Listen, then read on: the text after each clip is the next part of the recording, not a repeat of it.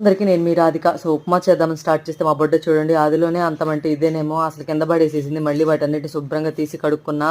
So నేను ఎప్పుడైనా సరే పెళ్ళైన దగ్గర నుంచి ఉప్మానే చేస్తున్నాను అనమాట ఎక్కువ. నాకు ఉప్మా ఇప్పుడు ఫేవరెట్ అయిపోయింది. నేను పెళ్ళికి ముందు నాకు ఉప్మా అంటే ఎంత చిరాకు అంటే అంత చిరాకు, అస్సలు తినేదాన్ని కాదు. అసలు అలాంటిది ఇప్పుడు బాధ వేసిన దుఃఖం అసలు హ్యాపీగా ఉన్న పండగ వచ్చిన పని ఎక్కువైనా నేను చేసేది ఉప్మానే. అదైతే ఏం పని ఉండదు, అలా వాటర్లో రవ్వేసి కలిపేసేసేయటం. నేను ఎక్స్ట్రా అడిషనల్స్గా ఏం చేయను కూడా, నార్మల్గా ప్లెయిన్గా చేస్తే అదే బాగానే ఉంటుందని చెప్పి ఇంట్లో తింటారు.